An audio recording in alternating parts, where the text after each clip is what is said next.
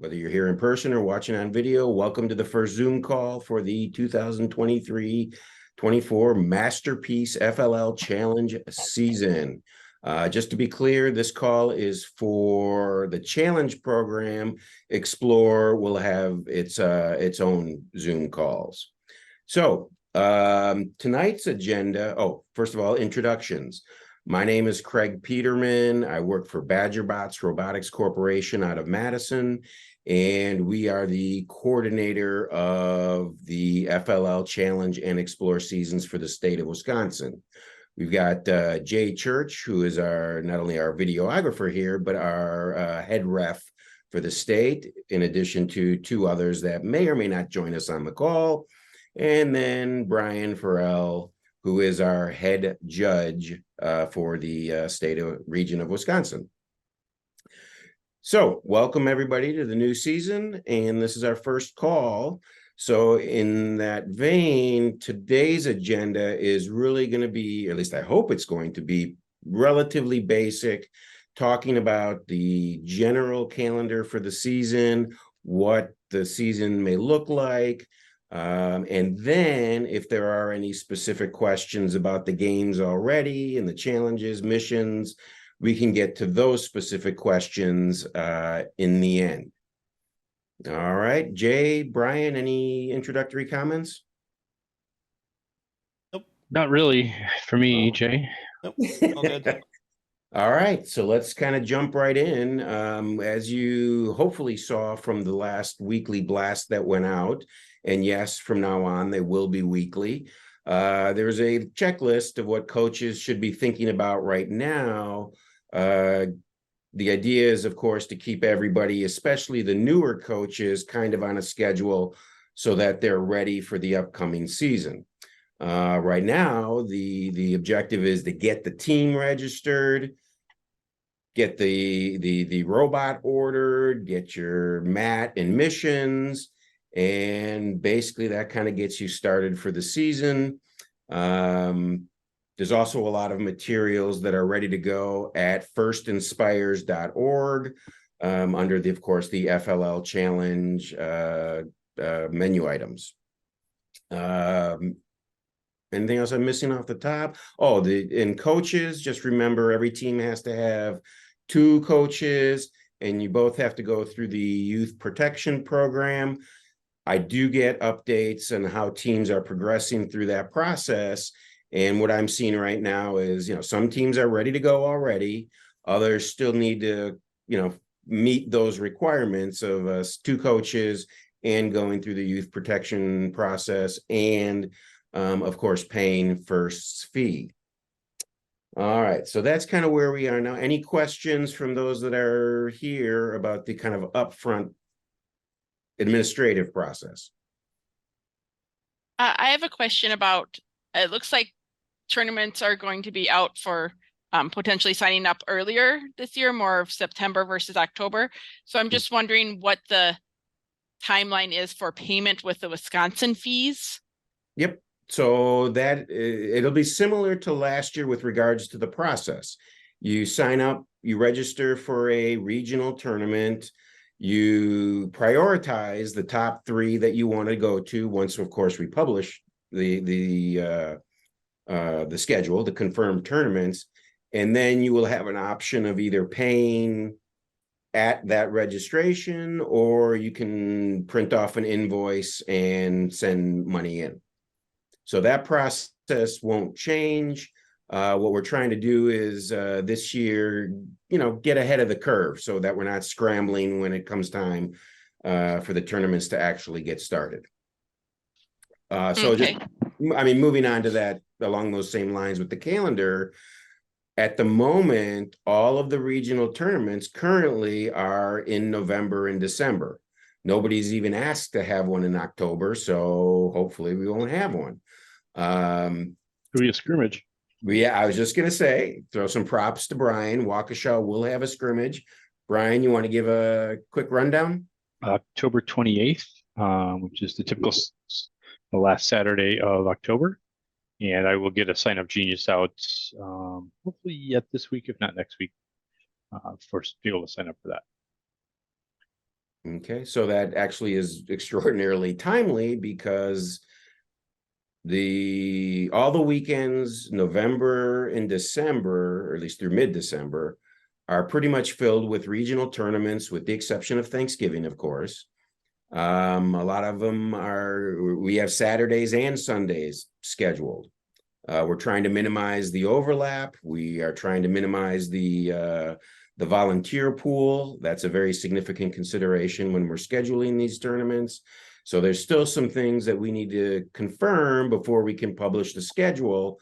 But at the moment, we're, I believe, only 2 confirmations away from going public. So if we get those back, we will publish it. It'll probably be in the weekly newsletter. And then there's also going to be a calendar at badgerbots.org. It's a Google linked calendar. So all the tournaments, all the scrimmages will be posted there once we're ready to disclose it all. Brian, can you confirm one more time? It's Waukesha North or South? South. South, thank you. Yep, same place as last year. So with regards to registration for the Wisconsin tournament, for the regionals, for those of you that are new coaches, you don't have to go to a regional tournament. You don't have to go to a tournament at all. You can still have a successful season without going to one of them. However, we strongly encourage that you do, because it's a wonderful experience for the kids. And the teams can be high pressure for those that may not handle that particular environment well, but it's a learning experience, right? It's all part of the program. So we hope that everybody will participate in at least one of them. And then again, this is for the newer coaches. There is a judging process. There is a ranking process. There's the robot game. And so those teams that rise to the top on all those different criteria then move on to the sectionals. And so it's generally common knowledge, roughly 30% of the teams move on to the next level. And then from the sectionals, that also gets, you go through that tournament process, and then there will be a statewide, region-wide championship.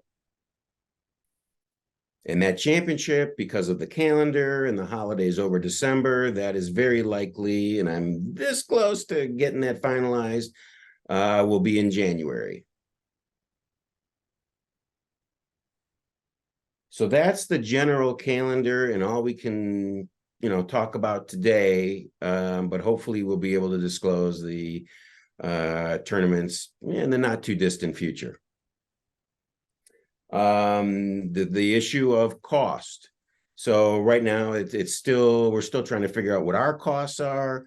And so, but therefore we haven't finalized it. But as I had mentioned earlier, for budgeting purposes, go with $175 for a regional tournament. For those teams that advance, go with $40 one time for both the sectional and state if your team proceeds. So we got the feedback last year that having 25 and 25 was very difficult for those trying to get checks out of the school districts. We get it. We understand. Thank you for living with our naivete. So honestly, that's kind of all I had at the moment as far as administration, the season calendar. Any other questions?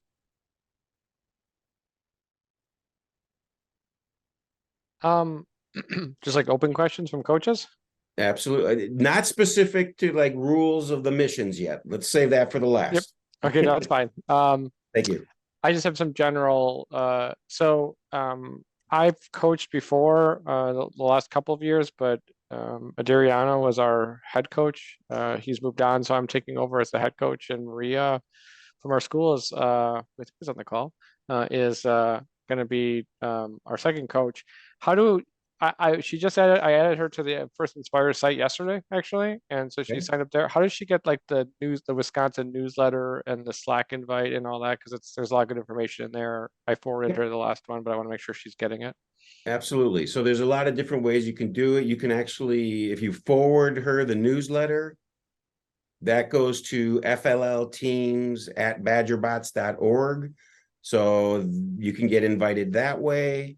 I think actually in the newsletter, isn't there a subscription? Maybe not. I thought I saw one of the letters had a subscribe link or something, but then I couldn't find it. Okay. But I'll look again. I'll I'll look make for sure that right that now. I'll look for that right now. I posted a Slack invite in chat as well. Yep. All right, awesome. So that was one question. And then, and I have to go back through my notes and you might cover this already, but I feel like Adriano had me sign up for more than the First Inspire site. I feel like there was like a BadgerBots website that we also had to be logged in on and do some stuff in. I feel like there was 3 sites, but that we had to have logins or do some stuff for. And then right now I think I'm only in the First Inspires, like the big parent site. So at the moment, First Inspires is where you need to be. Take care of that business. The next site will be the tournament registration. That is sponsored by BadgerBots. So there Okay. will be the site for all of that.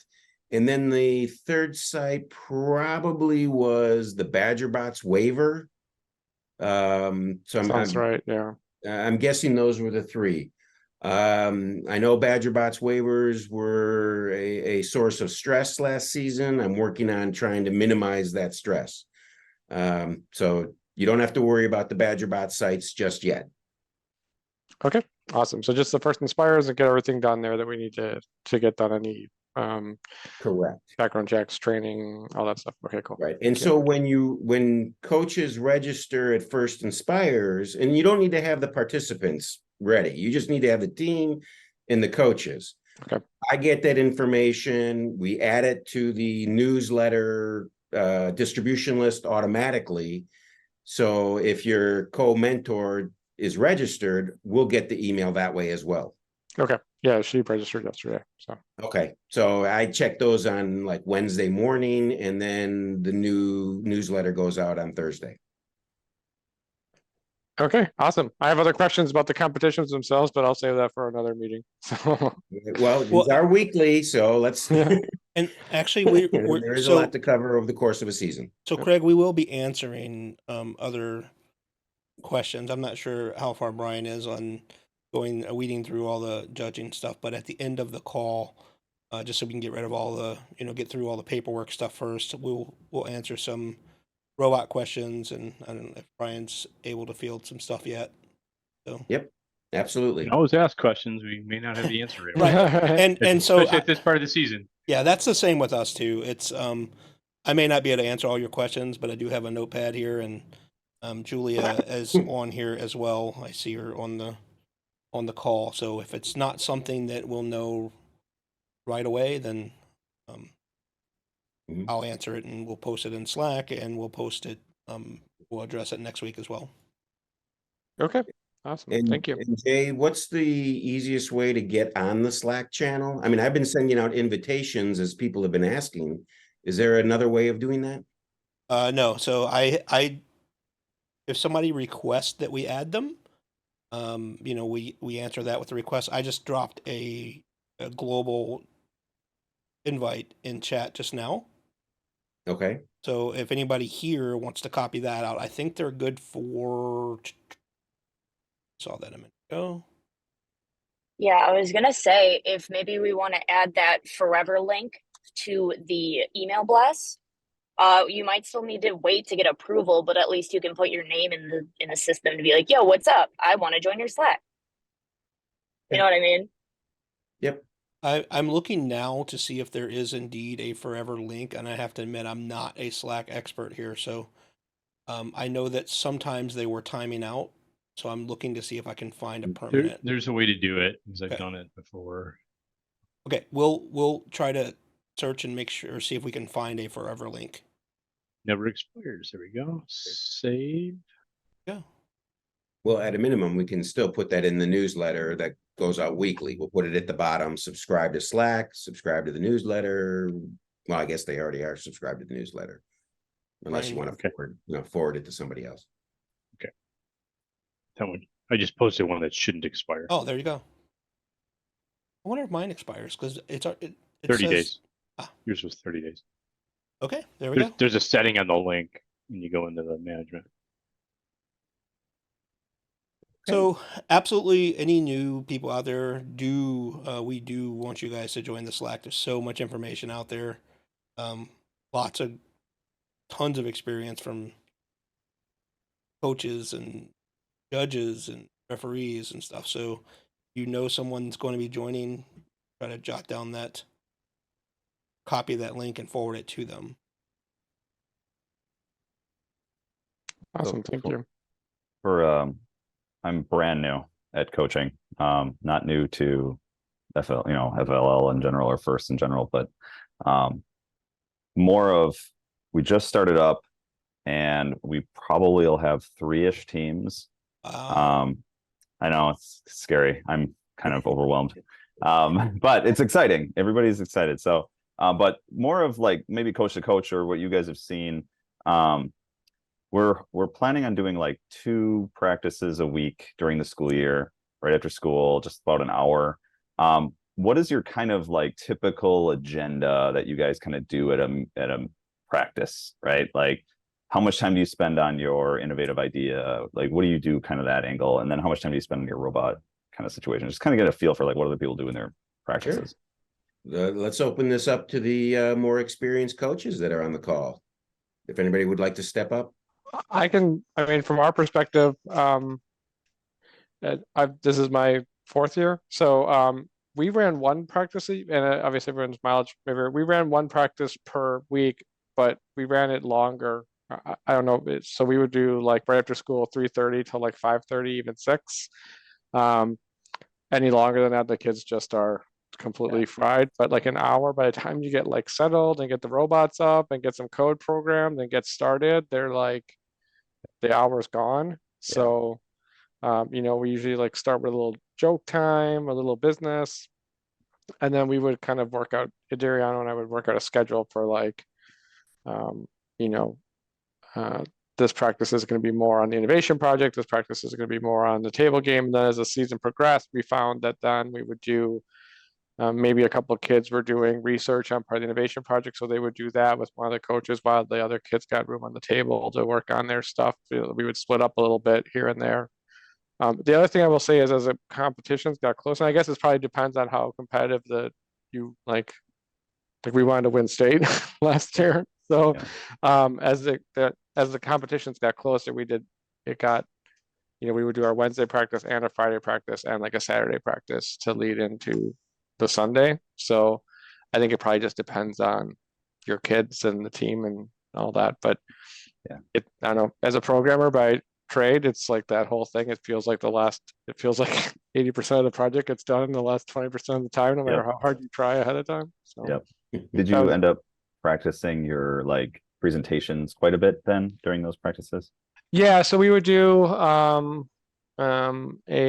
absolutely. So we would try as we get closer, trying to remember, I have a bunch of notes, but like maybe a couple weeks before, we would always at least do one run through of all of our presentations, and then usually actually for us, we found once we got close to the table, to the time of the competition, it's hard to change the robot significantly. Like within a few days, like you really risk making just making it a lot worse, at least for us. So at some point you just kind of like okay, it is what it is. And then we would spend like those Saturday sessions would be almost entirely prepping for practice for presentations. And we would actually we would sit there like 3 judges and like we tried to like have them walk into the room, the timer started, ask questions, use the rubric to, score them and stuff like that. Just try to prep them for that. Some kids have really struggled with, I think that's one of the fun parts is some kids are going to be like, the presentation's awesome. And I love doing the presentation. I can't wait to talk about my idea. Other kids are petrified of talking in front of people and don't want to do it at all. So it's good practice for them. Yeah, exactly. I just worried that it was like, how many times you practice this presentation, it might feel boring eventually, and maybe that's a good thing, but you don't want them to get too bored doing that over and over again. But yeah, We that sounds, we tried to focus on like know it versus remember it. yeah, At least for us, I felt like know your 4 or 5 points and like really understand them. Like, what are you trying to? So we would a lot of the times that we did our presentation practice would be um, just asking questions, like just say it in your own words. Like, what is hmm like, not this thing that you wrote down and you're getting confused as to where you were in your little script, but like, just explain it to me. Like we're talking about it at dinner and yeah, let your excitement show. So, yeah, um, yeah, that's a and good point. different kids varying mileage, Yeah, on how they feel about it. So yeah, yeah, that's a good point. Awesome. That's good to So, hear. so Peggy just posted into chat a very nice resource, a coach guide, kind of breaks things down week by week. I saw this one time before. I think this is phenomenal. Thank you for that, Peggy. Um, highly suggest grabbing that down and taking a look at that. Yeah, And that looks I awesome. also went back to the newsletter and found a link to request a join there. Just didn't want to post it over top of Peggy's post here, but I'll go ahead and put that in now. If you click that link, you should be able to request an invite or to get on the mailing list. this is a great link. Thank you. Yes, that's awesome. Thank you, And Peggy. Craig had a lot of good points too. Practice interviewing the kids, giving them feedback on how to get a more concise answer. We're all old enough probably that we remember Family Circus as a comic strip. Remember Billy coming home the short way. If you help them to the short way, they can get more questions answered and get more information to the judges. But another thing is practice running the robot as well. Okay, coming in, setting up, running under time, and stuff like that, because they'll start getting used to the pressure of that, and be able to execute better, and they'll kind of know what missions really work in that 2.5 minutes and what don't. So that's another key thing is, the robot will fail. What are you going to do? What's your plan? What's your backup plans and stuff like that? Yeah, that's a great point. And the other thing that we discussed a lot with them was understanding the rules of the table game and like you're gonna get docked a resource token or whatever they're called if you grab the robot. But it like so understanding like this last mission, if it fails, don't grab the robot because it's not worth the points. But if this thing happens, grab the robot and like lose the points. Like them understanding it gets super stressful. It's like you got that 2.5 minutes or whatever it is, and they get like, or they'll just all watch the robot will like hit where it's not supposed to hit and get stuck, and they'll all just like, oh no, and then Freeze. Yeah, they yeah, freeze as opposed to knowing like that's okay, that's gonna happen, grab Yeah. it, pick it up, and where do you go next? yeah, yeah. So And that was actually kind of cool to see at state because I went to the state competition. It was really impressive to see those kids like make those executive decisions as they were kind of in that high stress situation. So that was one of the inspiring moments when I watched it. It was really cool. yeah, it's impressive to watch. It makes me really proud of those kids to watch them just like function as a team and just make decisions like that, or just get up in front of the judges and talk and answer Mhm. questions with a lot of confidence. It's really cool to see. Yeah, So, yeah, that's exciting. One of the things I like to see from coaches with their teams when you're talking about the rules is when a kid is asking you what to do when you're coaching or when you're on the tables doing your practices, and they ask you, can I do this? If it's very helpful to the group if you guys say, can you grab your rule book and go look it up, and then you find out, can you do this? So not only are you correcting any mistakes that the coach may have read incorrectly, but the kids are learning the rules, and it's very important for them to know the rules. I mean, not just saying that as a referee, um, we have we've had teams come to the tables literally trying to launch their robots from iPads and stuff, which is not allowed. They've already practiced the entire season, and because coach didn't read something properly or the kids had not gone through the rule books, it makes for a really rough time at a tournament like that. So, I mean, you don't expect them to know it like the referees know, but they should have a good understanding of the rules and what they're allowed to do and what they're not. And we are, so I mean, I guess I can say that now. We are planning on having, by popular request, a kids hanging out with the refs like we did last year, and maybe Brian would be kind enough to join us if it fits in everybody's schedule. And we're going Yeah, to do that'd that. be great. We're going to do that sooner this year. It'll be, we'll give it a, yeah, we'll give it a, sorry, I was just reading Emily's comment. We'll give it a few weeks here, so everybody can get settled in, kind of let any updates settle out, you know, stuff like that. I don't want to give the kids information, and then we have challenge updates that they don't see. That would be bad. But yeah, we'll do it in a few weeks, let everything kind of settle in. I think that was the biggest thing, the biggest request we got last year after doing the one at the end of the season was, oh my God, we want to do this earlier. So it's coming, guys. Yeah, and I would say as far as coaches knowing the rule book, my suggestion is don't, because then you're giving them the answers instead of, you know, just letting them figure it out. Like my son is pretty much does memorize the rule book, and a lot of the kids go to him, and I have to stop and be like, no, you go look it up to the other kids instead of always deferring back to my son who has already completely memorized for this season already, and it's just his thing. And so I would recommend, you know, I mean, yes, you want to look over certain things like knowing that you can't bring iPads to the table, obviously, but like let the kids really read through the missions and do the entire, is there a rule against being able to do that when they ask?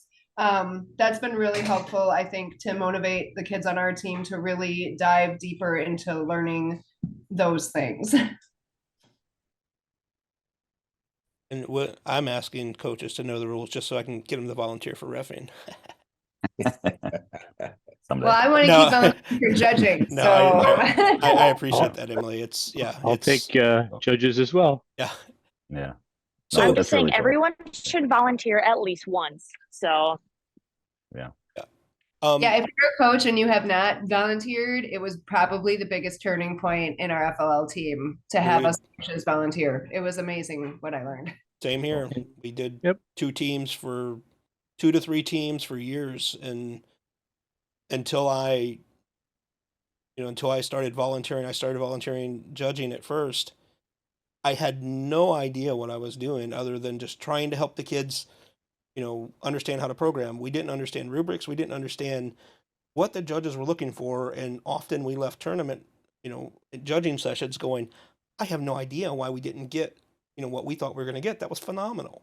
And then we're, you know, once we understood the rubrics, we're like, oh, well, that's not what they're looking for. That's why. So absolutely. I mean, even being a referee, I tell everybody, biggest thing you can do, 2 biggest things you can do, go to the scrimmage. You can find, if it's not Brian's, go somewhere, you know, try to find one that does some kind of judging as well. Get your kids comfortable being in front of judges and comfortable at the table, and volunteer to judge. Every coach should volunteer. So. And we want you to support your team, you know, so if your team's at a competition, don't sign up to volunteer at that one. Okay, sign up for a different tournament. Help out at a different tournament. We want you supporting your team. Yeah.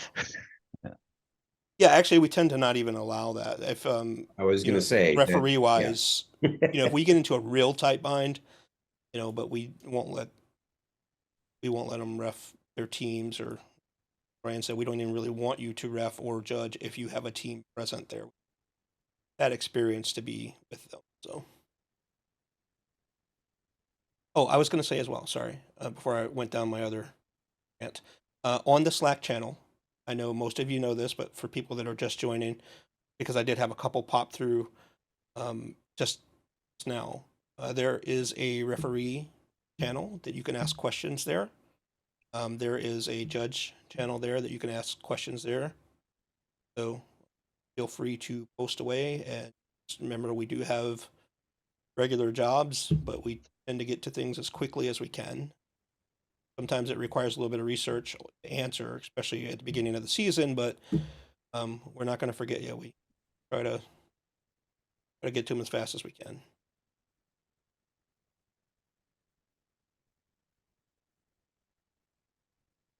Okay, questions about Going to specifics. anything? I know I had it. I had second asked originally. question. Sorry, like, yeah, I had asked originally, and it was answered, but you know, just in case, you know, somebody's watching this, like the details around starting.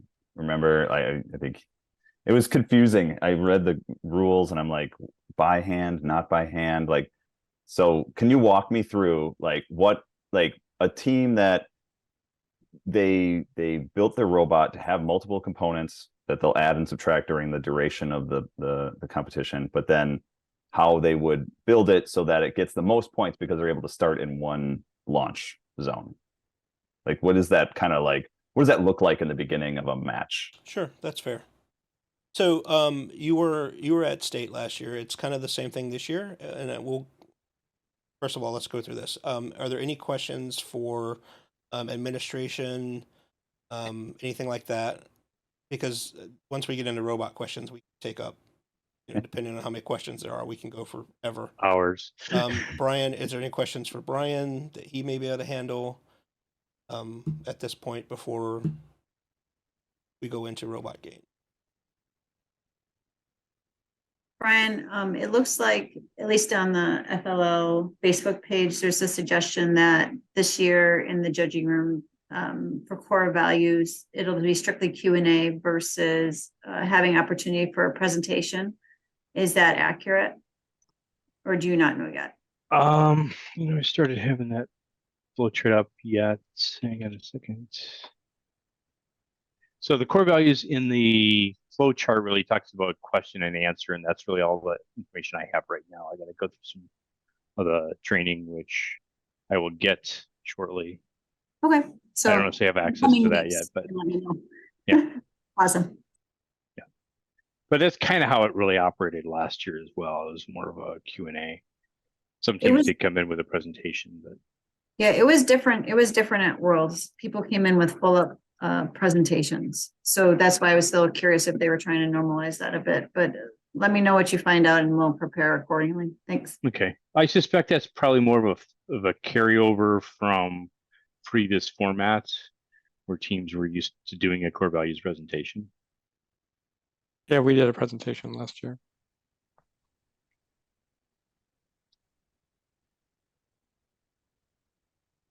Okay. Any other questions there? Mike, and this may, I just haven't looked this up yet, but maybe it's a quick answer.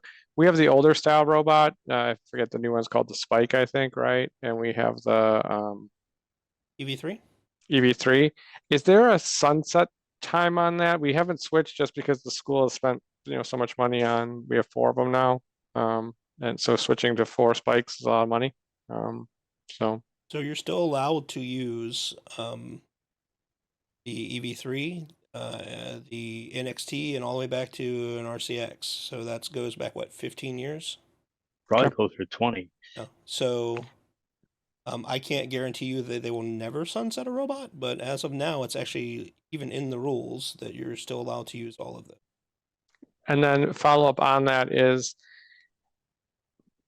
I did feel that some of the feedback we got from judges even the last 2 years was there were kind of some questions like, oh, why don't you move to the newer robot? Or, you know, it seemed a little bit like a docking point that maybe we hadn't done that. Maybe it just felt that way because of the way the question was asked or whatnot.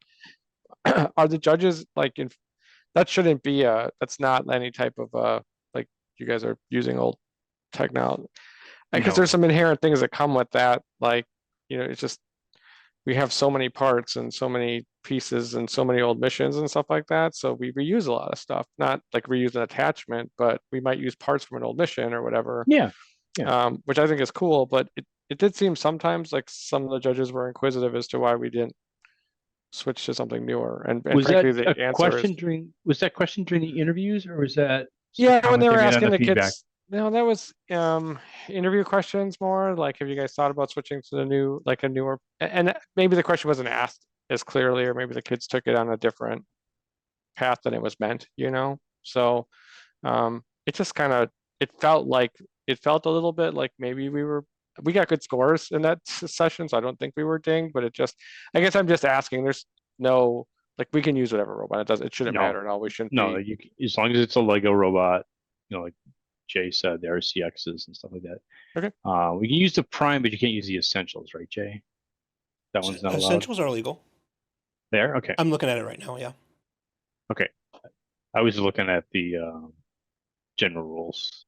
Yeah. It They says, don't call it the Essentials there. They just call it the Prime. yep. Prime is shown, but Lego Education Spike Essential, Mindstorms, EV3, Mindstorm, Okay. everything's good to Yeah. go. So it is fair game.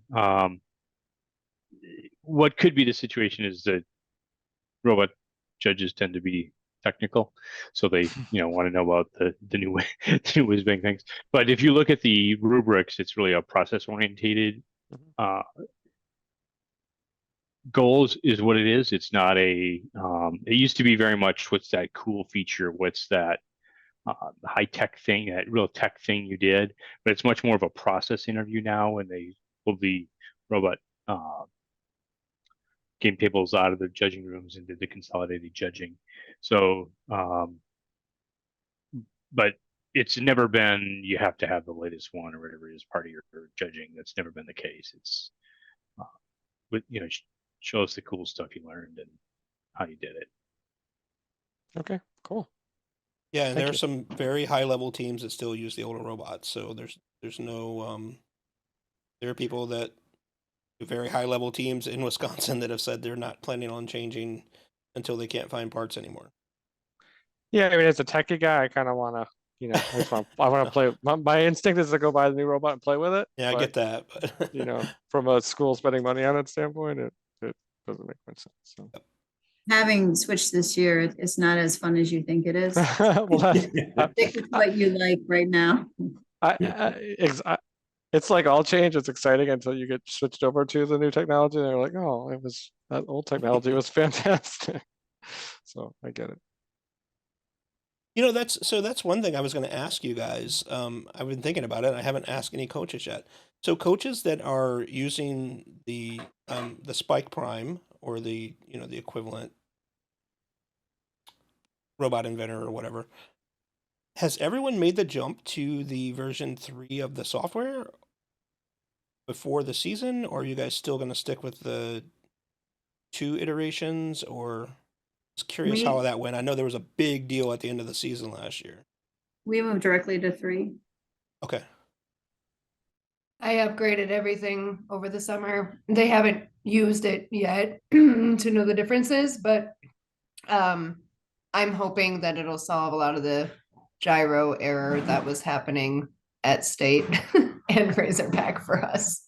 So, because there was a lot of issues. Okay. And just a little background for the people that may be watching here and don't understand what we're talking about. Not that it really matters a lot, but towards the end of the season last year, Lego Education pushed out an update that was not rollbackable. Like you couldn't go back if it messed something up, and it actually broke the coding, I believe. You couldn't go back. So that was done during the season. So I was just curious, had you guys made the jump, or were you planning on staying back on the old? I figured everybody would jump before the season.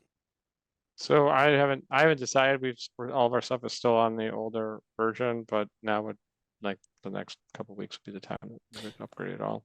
So you're talking software or hardware still? Are you software? Okay. You guys are talking about the programming software. We use the older Gotcha. version, but we have our team has rolled over a lot this year, so it would be a good time to do it just from a learning standpoint, and not doing it in the middle of the season or whatnot. So I think in the middle of the season, if you move from 2 to 3 or 1 to 2 or whatever it was, you lost all your programs. Right. So definitely, if you're going to do it, you need to do it and commit.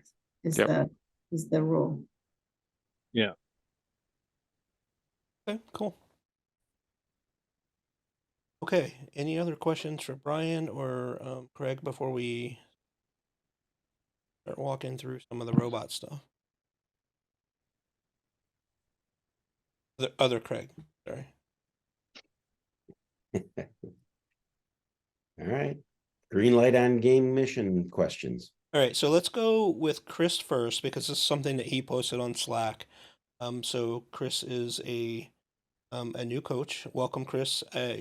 We appreciate you hanging in with us last year, even though you didn't have a team, and kind of learning, going to tournaments, and I think you guys are going to do great. Back. Okay. So you ask, kind of walk you through what happens when you come up to a tournament or tournament table. Yep. So what happens is your team comes up to the table, and I'm gonna pull up the guide here. Not that I don't know it. Just make sure there's nothing changed since last year. Okay, so you asked me what happens and how you get the most points for your setup. So when you come up, obviously there's a left side and a right side launch area. So you have to be able to fit all of your equipment. Now, equipment is your robot and everything you bring to the table with you. So it doesn't include mission models. It doesn't include anything that we provide on the table already. Okay, so that's equipment by definition. If you can fit everything in the 2 launch areas, then you pass inspection. You can fit everything that you have in 1 launch area with a height limit of 12 inches, then you get the bonus. I think it's 20 points. So that's your goal. And actually, out of all the stuff I saw last year, even Emily's team, who has a monster robot, I didn't see any teams not make inspection. So, or not make the bonus last year. So your goal is to be able to put everything in 1 of the launch areas, not home. Okay, so you're talking just the quarter circle now, and height limit of 12 inches. So this is kind of where it got a little confusing on your Slack the other day. Once you pass inspection, that 12-inch height limit doesn't exist for your launches anymore. So now that you have all your attachments and everything in the inside the launch area for inspection, you're done with that. Now you can distribute your attachments to either side of the table you want, and they can be used.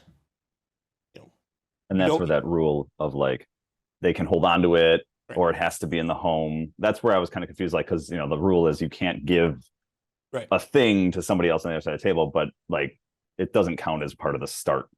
Right. You So know? Okay. once you're done with your inspection, your team distributes the attachments to whichever side they want to use them on. Right. Okay. You can obviously carry stuff between areas with the robot, but it's easier if you have this group running these missions and these group running this missions. You put them where they belong, right? So you don't have to have all your attachments on at one time. Okay. The definition of the robot, that was the question, and that's kind of what I was clarifying. The definition of the robot changes. The definition doesn't, but the contents of what's in the definition does. So 1 attachment right now that you're getting ready to launch with right now, your robot, your controller, and that attachment is considered the robot. Your next launch, it can be a different configuration. You'll have your controller. You may use different attachment. You may use a forklift attachment or whatever. That is then your robot for that launch. So. That makes sense. I just was the last part that was confusing was the fact that like you pass inspection, you're open to spread it around, Yeah. and then you can start the game. Yep, that makes sense. Right. Thank you. Before we move on too far from inspection, I know especially some of the newer kids might want to build some like elaborate stuff. It does like your attachments that you bring to the table. You don't have to bring your attachments fully built together when it comes to that inspection if your team's worried about that too. You can take apart attachments as long as everything that you bring with you that you plan to use can fit in there. It doesn't matter if you take it apart because you do have those like the rules say a couple of minutes to get ready. So if that also kind of brings your kids at ease too, just remember that is also an option to help them for that inspection bonus. Well, that's a good idea. It's kind of weird thought of like, could they be building something while it's running? Like that, that's kind of off, but like. Well, that's a valid question. So, and I'll answer that, but I do want to point out one thing that I did notice different in the setup. I don't know how this is going to be ruled yet. We'll have to discuss it. I just noticed it. It is not in the rules that you're allowed to hold. Emily's getting ready to kill me. It's not in the rules that you're allowed to hold things together by hand during inspection. I don't know how that's going to go yet, Emily. I'm just letting you guys know. I just got a bunch of no's. It may be fine. I just don't see it in the verbiage here, and I know it's not in the updates. So we'll see what the intent was behind that. I will let you guys know. That's going to be my first question out to the state referee or world referees. Okay. So yes, you can, as your robot is running, right? As the robot's traveling across the field, the team can absolutely be putting together their other attachments, getting things ready to go in the home area, okay, as it's going. It's not a But problem. remember, remember, it is a stressful time. Oh yeah. So Yeah. you'd want to make sure it's something that he can repeatedly, Yeah. repeatedly get back together the correct way each time.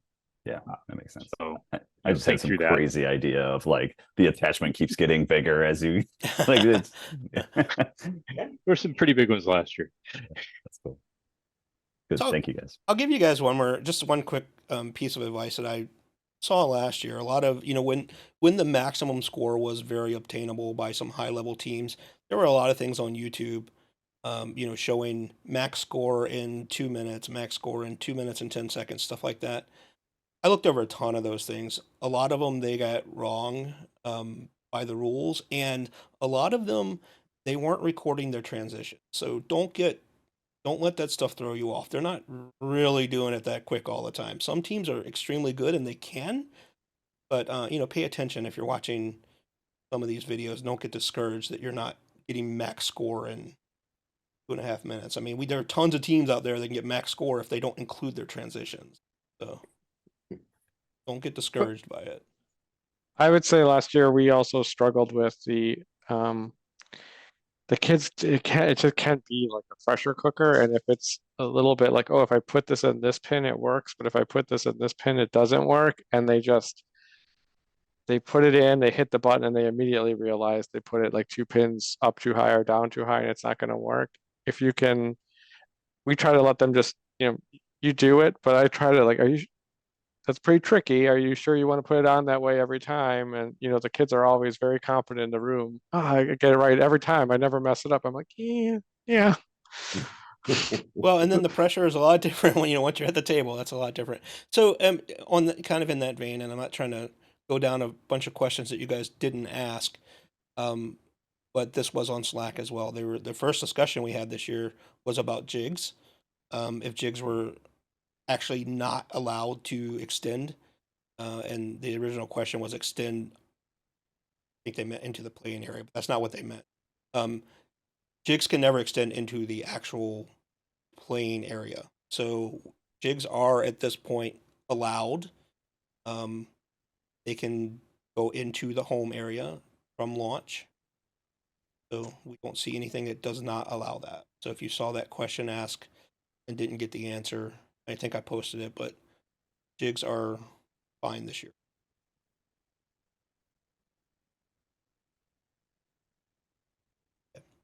Other game question?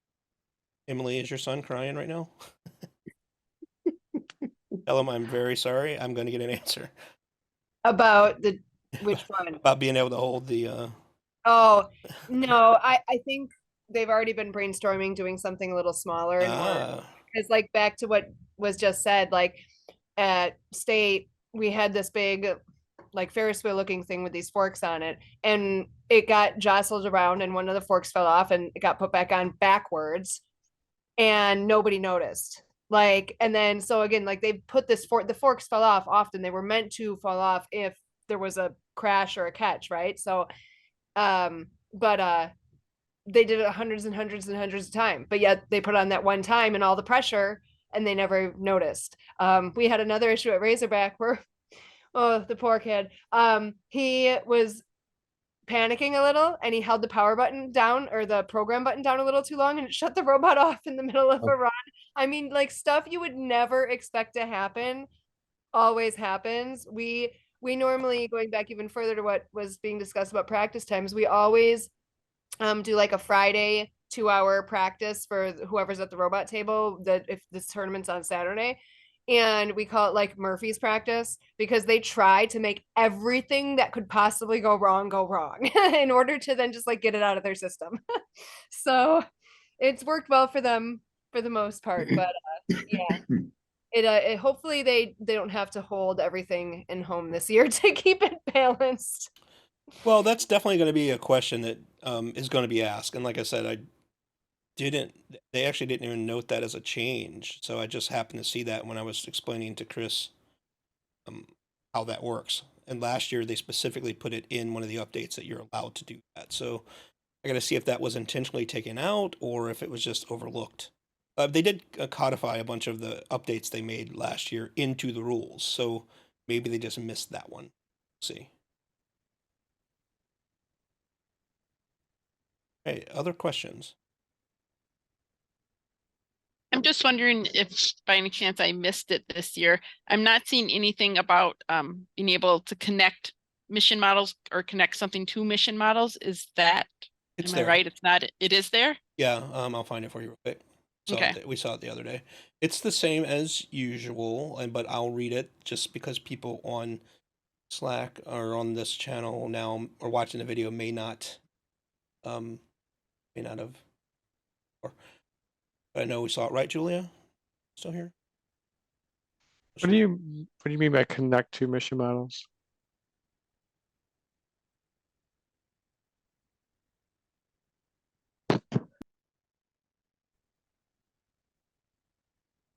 Okay. It is 20-4. About the second or third sentence. It says, if a mission model is combined with anything, including the robot, the combination must be loose or simple enough that if asked, a technician could immediately free the mission model in perfect original condition. So what page is that on? 20. Page 20, number 4. Yep, Gotcha. 20, number 4. Okay. And it's actually down. It's in the same one as a dual lock. It's the separation.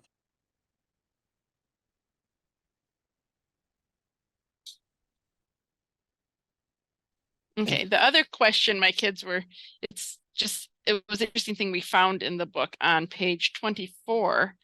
Let me see if I can read it. When you place your mat, it talked about that there should be no gaps except for one at the top wall that's about 1/4 of an inch. We've always noticed that gap on our table, but we have never noticed it on a competition table. And that's something I've warned the kids to prepare, that the competition tables always seem a little tighter to the mat than ours. But the fact that it actually stated that there is a gap, we were kind of surprised by that. Yeah, the competition tables, I mean, they're getting. We actually, it's kind of funny. We just went to Madison this past weekend and refinished a bunch of the tables and built some cracks and holes and stuff like that. Those tables are still made incredibly well, and they're very much in tolerance. And yeah, I think there's a plus minus 1/8 inch on the instructions for building the tables. But I think when Eric and I measured them last year, they were dead on still. So the tables are pretty tight. They're right to spec. But yeah, the table gets obviously you know this, but I'll say it for people that may not know. Table alignment is all the way south, so all the way down towards the south wall and centered between I think it's a 6.75 the home area on each side. And some of our competition tables, and I think we're going to try to do all of them, have a center line actually marked with a paint pen. So beginning of every match, we're able to shift that little arrow down until it matches the paint mark. Oh, and we will not be using tape to hold the mat down. I think that's been our standard for years now. So you guys are aware of that.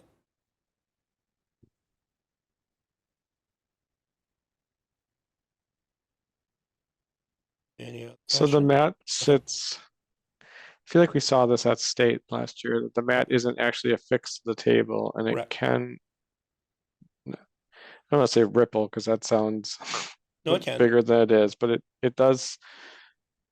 I feel like it kind of makes for small variances because the mat feels like it moves a little bit under the robot. You're correct. And part of the rules is that the teams are supposed to program with variances in mind, but that's not the reason we do it. The reason we do it is logistically, these mats are a lot thinner than they used to be, and taking up tape and putting it down is ripping these mats like crazy. Like Gotcha. we had one the first year that they went to the smaller mat, they didn't fill the whole table.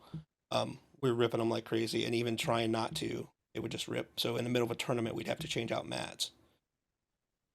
Yeah. Okay. But yeah, you're correct. I mean, there's no denying it can cause a ripple. I mean,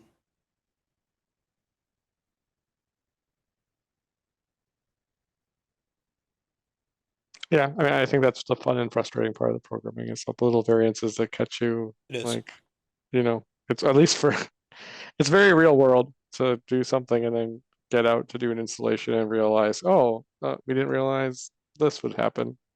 We didn't see a ton of that last year, but I mean, Yeah. like I said, I obviously saw it. I mean, all it would take was for your attachment to come down at the wrong time and kind of pinch an air bubble there, and it could ride out the whole table and end up scooting the whole mat over by a 1/4 inch.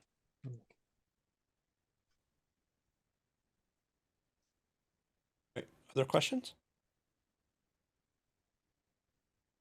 Okay, I've got one about the chicken. Okay.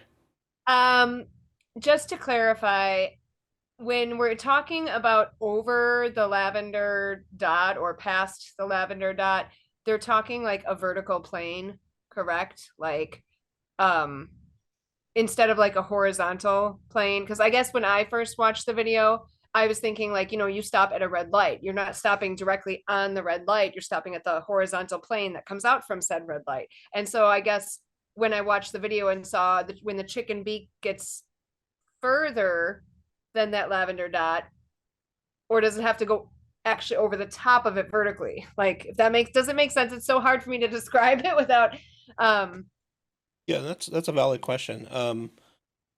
I think I actually read it the opposite way. So I read it looking down from the top, if it were covering part of the dot. So from above the chicken looking down, if yeah, that's how my son took it. that's how I And read it. took it the other way. No, So- I get what you're saying now that you said that. I understand exactly what you're saying. If you look in the rule book,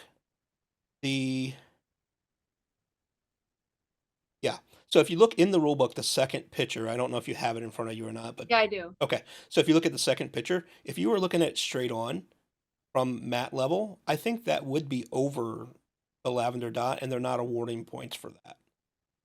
See what I'm saying? Okay. So I'll ask that question, see Okay. if there's a clarification out there.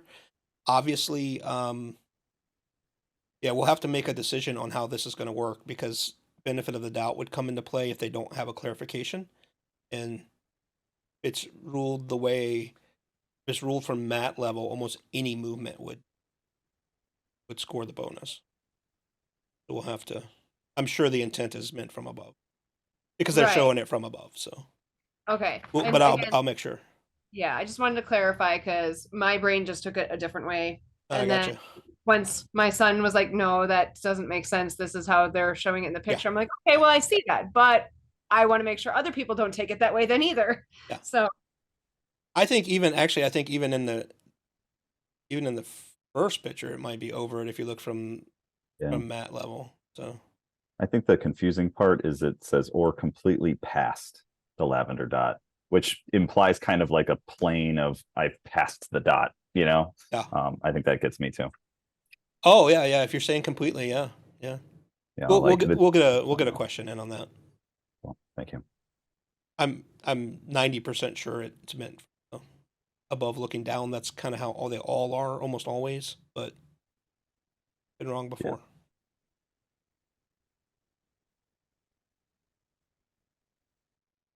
Anything else, guys? the orange guys, you get to designate which home they all start in, or you can select which home, a number of them, or do they all have to start on one side? I'm gonna pull that up real quick. I kind of read it. I don't want to say anything until I look, because I don't want to confuse anybody. 26 has it. I think it says in either or both home areas. For setup. Yeah. You're looking at, yep. Yeah. That's how I was reading it, that you could put it in as part of the field setup before you start. Distribute or place 7, Yep, there you go. Sounds like anywhere. So distribute however you want. Cool. Okay. And they would do that after inspection? Yeah, so inspection first, and then you have, actually in the rules this year, it's written a little bit differently. I think we're going to try to push for our same time turnarounds that we had last year, and I think it's very doable. but they used to say at least a minute. Now it says a couple minutes in the rules. So after inspection, then you get a couple minutes to do your splitting your into teams or into right, left side, calibrating sensors and moving your pieces over you want to move over.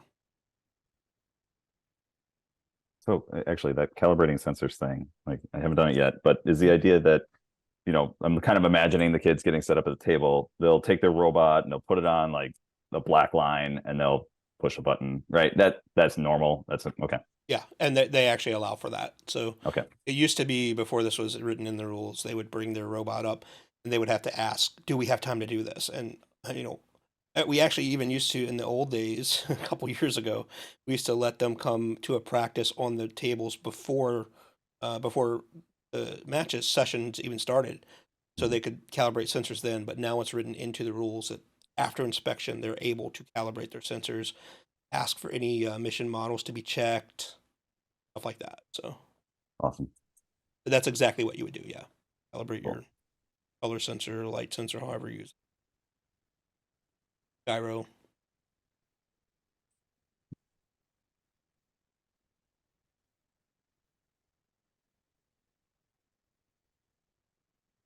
Okay. Anything else, guys?